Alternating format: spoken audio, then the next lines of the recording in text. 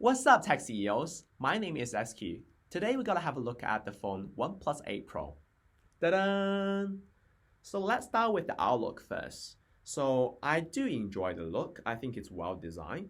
And personally, I get the blue version. So as you can see at the back, it's all matte finish color.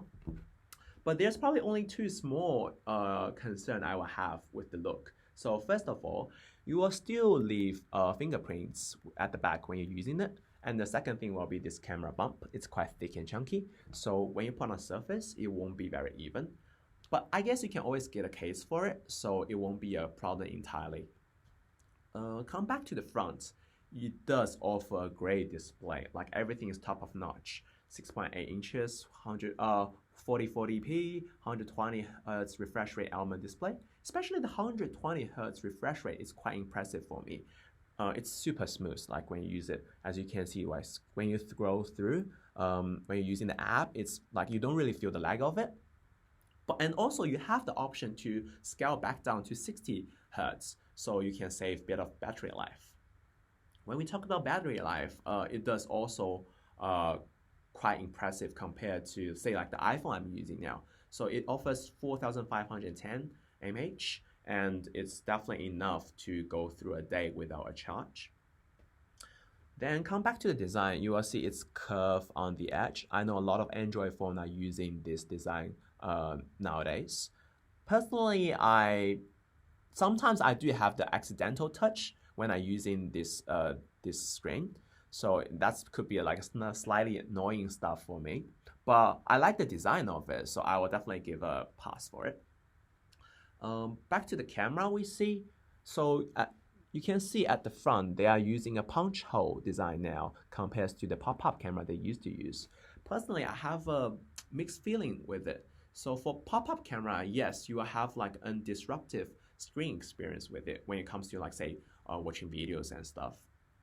But at the same time, I always have like durability concern with it. So, but come back to the punch hole. Yes, you will see it's quite annoying when you watch videos for sure, right? But I guess because I am an iPhone user, so we have this top-notch thing here.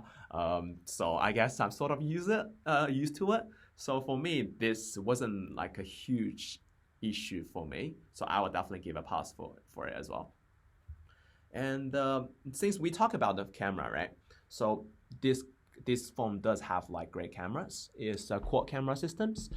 From the top to the bottom, you have 48 megapixel ultra wide f2.2, 48 megapixel main f1.7. This is the 5 megapixel color filter, and on the side you have a 8 megapixel telephoto. So I use this phone when I go to trip for taking photos and videos. Overall, I quite like it. I will say the coloring is probably still better on iPhone because sometimes the photos you take with this phone have too much of saturations and slightly overexposed, especially when it's using the selfie cameras is slightly overexposed sometimes.